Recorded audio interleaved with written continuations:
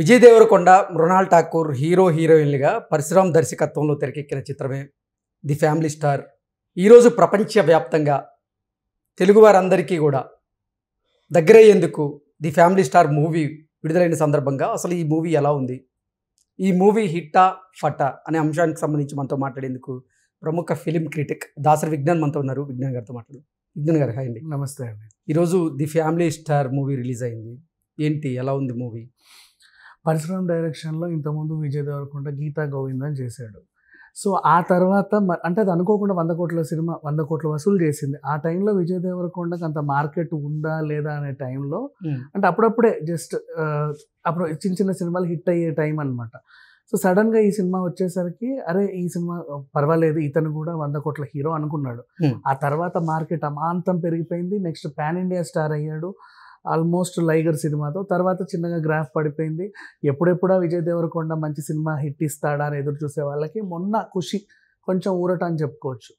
కానీ ఖుషి cinema credit అంతా కూడా ఆల్మోస్ట్ సమంత ఖచ్చితంగా ఇవ్వాలి, అంటే సమపాలుగా పంచుకుంది. తర్వాత ఇప్పుడు ఫ్యామిలీ స్టార్. సరే ఈ ఫ్యామిలీ స్టార్ విషయంలో ఈయన ఏమన్నా మెప్పించాడా అంటే పూర్తిగా యూత్ కాకుండా ఫ్యామిలీ కథతో వచ్చాడు. ఫ్యామిలీ మ్యాన్ అంటే ఒకప్పుడు మన జగపతి బాబు గారు కానీ, వెంకటేష్ గారు కానీ, శ్రీకాంత్ గారు కానీ, ముఖ్యంగా ఇట్లాంటి సినిమాలు వడ్డే నవీన్ గారు వాళ్ళు తీసే సినిమాలు ఉంటాయి కదా, ఆ రేంజ్లో ఒక ఫ్యామిలీ కథతో వచ్చాడు. సరే ఇది ఎలా ఉందో చూసుకుంటే ఫస్ట్ ఈయన గోవర్ధన్, ఈయన పేరు. అక్కడ గోవింద్ ఎలాగో గీత గోవిందంలో ఇక్కడ గోవర్ధన్ అంటే సేమ్ అందులో ఉన్న క్యారెక్టరే ఇక్కడ పోషించినట్టే చెప్పుకోవచ్చు. పెద్దగా నటనకి స్కోప్ ఉన్న క్యారెక్టర్ అయితే కాదు, బట్ అఫ్ కోర్స్ ఈయన ఆల్రెడీ ఉద్దండు కాబట్టి నటనలో హీ పర్ఫార్మ్డ్ వెల్. కాకపోతే గోవర్ధన్ క్యారెక్టర్ ఏంటి, ఒక మిడిల్ క్లాస్ కన్స్ట్రక్షన్ కంపెనీలో పనిచేసే ఆయన. ఇద్దరు అన్నలు ఎందుకు అంటే ఇంట్లోనే ఉంటారు ఖాళీగా, మన రవి ప్రకాష్ ఇంకో రాజా చెంబోలు. వీళ్ళకి వైఫ్లుగా మన వాసుకి అభినయ నటించారు. ఈయన పెద్దనే తాగుబోతూ, చిన్ననే తిరుగుబోతూ, ఖాళీగానే ఉంటారు ఇంట్లో. వీళ్ళందరినీ పోషించే బాధ్యత నెత్తినేసుకున్నాడు గోవర్ధన్. అట్లా అట్లా సినిమా సాగుతూ ఉంటే ఇక మనకి ఎందుకు వీళ్ళని ఫ్యామిలీలను చూసి ప్రేమ పెళ్లి అవసరమా, ఇలా ఉంటే సరిపోతుందిలే అనుకున్న టైంలో ఇందు అనే ఒక అమ్మాయి పరిచయం అవుతుంది. ఆమె ఒక మంచి పెద్ద కన్స్ట్రక్షన్ కంపెనీ ఓనర్, సిఇఓకి కూతురు, మంచి డబ్బున్న వ్యక్తి మా అమ్మాయి అనమాట. సో ఫస్ట్ ప్రేమించకూడదు అనుకుంటారు. తర్వాత ఎందుకో ఈ అమ్మాయి ప్రేమలో పడతాడు. ఆ తర్వాత వీళ్ళకి పెళ్లి జరిగిందా లేదా, అసలు ఇంటర్వెల్ ట్విస్ట్ ఏంటి, అసలు వీళ్ళ కథ ఎంతవరకు వెళ్ళింది అనేది మనం తెర మీద చూడాల్సిందే. ఇకపోతే ఎవరెవరు ఎలా చేశారు అని మాట్లాడుకుంటే ఫ్యామిలీ మ్యాన్గా చెప్పాలి అనుకుంటే విజయ్ దేవరకొండ బాగానే చేశాడు. అఫ్ కోర్స్ అంటే తనకి వెన్నతో పెట్టిన విద్య ఇట్లాంటి క్యారెక్టర్స్. మృణాల్తో కెమిస్ట్రీ వర్కౌట్ అయింది అంటే ఒక విధంగా వర్కౌట్ అయింది, కానీ వీళ్ళిద్దరు ఎందుకు ప్రేమించుకున్నారో అర్థం కానటువంటిగా కథను మలుపు తిప్పాడు పరశురామ్ యాక్చువల్గా. ఇకపోతే క్యారెక్టర్ ఆర్టిస్టులుగా రవి ప్రకాష్ బాగానే చేశాడు, రాజా చెంబోలు బాగానే చేశాడు. కాకపోతే ఇక్కడ ఇంకో లాజిక్ లేదు. ఎప్పుడో చిన్నప్పుడు చిన్న గొడవ జరిగితే తాగుడుకు బానిస అయ్యాడు అనమాట రవి.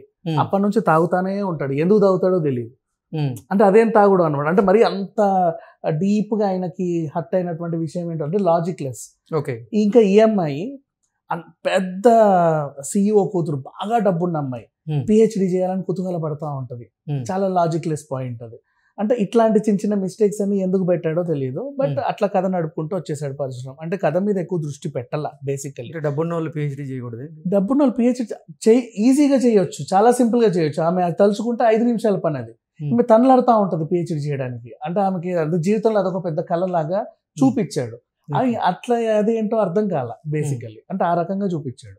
అండ్ ఇకపోతే క్యారెక్టర్ ఆర్టిస్టులుగా మిగతా వాళ్ళు వెన్నెల కిషోర్ని పెట్టుకున్నాడు, ప్రభాస్ని ఉన్నాడు, జగపతి బాబు గారు ఉన్నారు, మహామహులు అందరూ ఉన్నారు. కానీ వాళ్ళు ఎందుకు ఉన్నారో వాళ్ళకు కూడా తెలియదు.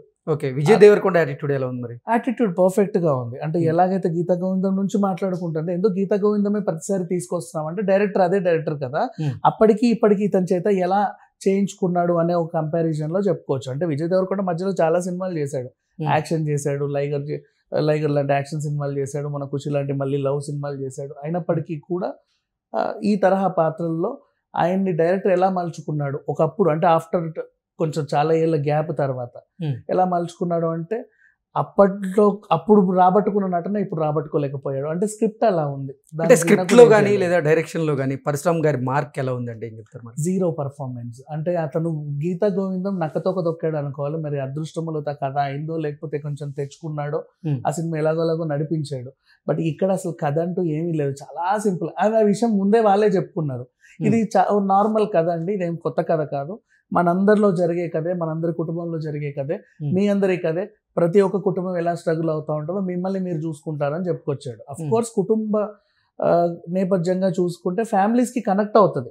అంటే రోజు మన ఇంట్లో జరిగే కథలే కదా బేసికల్లీ. ఇప్పుడు ఫర్ ఎగ్జాంపుల్ అమ్మ 1వ తారీఖు ఉంది, నెలంతా కష్టపడి శాలరీ కోసం ఎదురు చూసే ఫ్యామిలీస్ ఎలా ఉంటాయి అనేది చూపించారు, అందరికి కనెక్ట్ అవుతుంది. ఇందులో కూడా కొన్ని అంశాలు మిడిల్ క్లాస్ వాళ్ళకి బాగా కనెక్ట్ అవుతాయి, ప్రతి ఇంట్లో ఉంటారు అలాంటి వాళ్ళు. అంటే విజయ్ దేవరకొండ నుంచి ప్రతి ఒక్కరు ఆశించేది ఆయన లెవెల్ యాటిట్యూడ్, ఆ పర్ఫార్మెన్స్, ఇవన్నీ విజయ్ దేవరకొండ నుంచి మనం చూడొచ్చు ఆ సినిమాలో అంటే ఏం చెప్తారు? విజయ్ దేవరకొండ ఇచ్చాడు, ది బెస్ట్ పర్ఫార్మెన్స్ ఇచ్చాడు అని చెప్పుకోవచ్చు. మృణాల్ ఠాకూర్ కూడా ది బెస్ట్ ఇచ్చింది.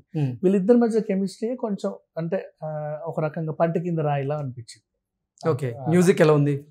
మ్యూజిక్ గురించి చెప్పుకుంటే ఫస్ట్ నుంచే ఈ ట్యూన్స్ అన్ని కాపీ ట్యూన్స్ అని మార్కులు కొట్టుకుంటూ వచ్చారు.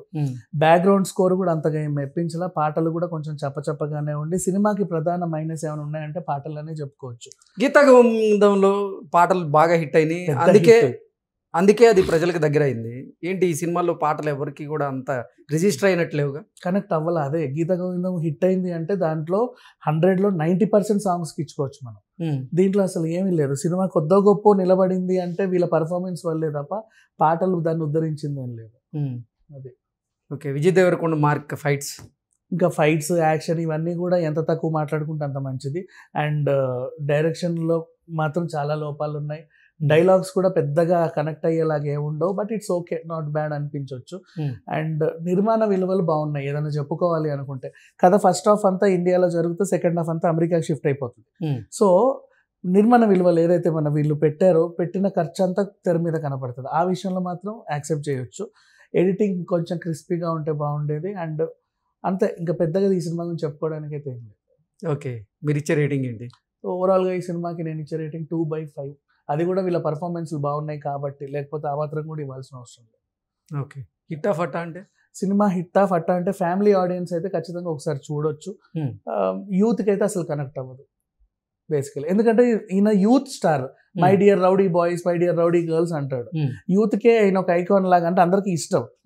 కానీ యూత్ ఎవరు కూడా ఈయనని ఆ యాంగిల్లో చూడలేరు. అండ్ అంత మెప్పించే అంశాలు కూడా ఏమి లేవు. గీతా గోవిందంలో పాటలు బాగా హిట్ అయినాయి, అందుకే అది ప్రజలకు దగ్గర అయింది. ఏంటి ఈ సినిమాలో పాటలు ఎవరికి కూడా అంత రిజిస్టర్ అయినట్లేవుగా, కనెక్ట్ అవ్వాలి. అదే గీతా గోవిందం హిట్ అయింది అంటే దాంట్లో 100లో 90% సాంగ్స్కి ఇచ్చుకోవచ్చు మనం. దీంట్లో అసలు ఏమీ లేదు. సినిమా కొద్దో గొప్ప నిలబడింది అంటే వీళ్ళ పర్ఫార్మెన్స్ వల్లే తప్ప పాటలు దాన్ని ఉద్ధరించింది ఏం లేదు. అది okay. Vijay Deverakonda mark fights, ఇంకా ఫైట్స్, యాక్షన్ ఇవన్నీ కూడా ఎంత తక్కువ మాట్లాడుకుంటే అంత మంచిది. అండ్ డైరెక్షన్లో మాత్రం చాలా లోపాలు ఉన్నాయి. డైలాగ్స్ కూడా పెద్దగా కనెక్ట్ అయ్యేలాగా ఏముండవు, but it's okay, not bad అనిపించవచ్చు. అండ్ నిర్మాణ విలువలు బాగున్నాయి ఏదైనా చెప్పుకోవాలి అనుకుంటే. కథ ఫస్ట్ హాఫ్ అంతా ఇండియాలో జరుగుతూ సెకండ్ హాఫ్ అంతా అమెరికాకి షిఫ్ట్ అయిపోతుంది. సో నిర్మాణ విలువలు ఏదైతే వీళ్ళు పెట్టిన ఖర్చు అంతా తెర మీద కనపడుతుంది. ఆ విషయంలో మాత్రం యాక్సెప్ట్ చేయొచ్చు. ఎడిటింగ్ కొంచెం క్రిస్పీగా ఉంటే బాగుండేది. అండ్ అంతే, ఇంకా పెద్దగా ఈ సినిమా గురించి చెప్పుకోవడానికి అయితే ఏం లేదు. ఓకే, మీరు ఇచ్చే రేటింగ్ ఏంటి? ఓవరాల్గా ఈ సినిమాకి నేను ఇచ్చే రేటింగ్ 2/5. అది కూడా వీళ్ళ పర్ఫార్మెన్స్లు బాగున్నాయి కాబట్టి, లేకపోతే ఆ మాత్రం కూడా ఇవ్వాల్సిన అవసరం లేదు. ఓకే. హిట్ ఆఫ్ అట్టా అంటే సినిమా హిట్ ఆఫ్ అట్టా అంటే ఫ్యామిలీ ఆడియన్స్ అయితే ఖచ్చితంగా ఒకసారి చూడొచ్చు. యూత్కి అయితే అసలు కనెక్ట్ అవ్వదు బేసికలీ, ఎందుకంటే ఈయన youth star. My dear rowdy boys, my dear rowdy girls అంటాడు. యూత్కే ఈయన ఒక ఐకాన్ లాగా, అంటే అందరికీ ఇష్టం.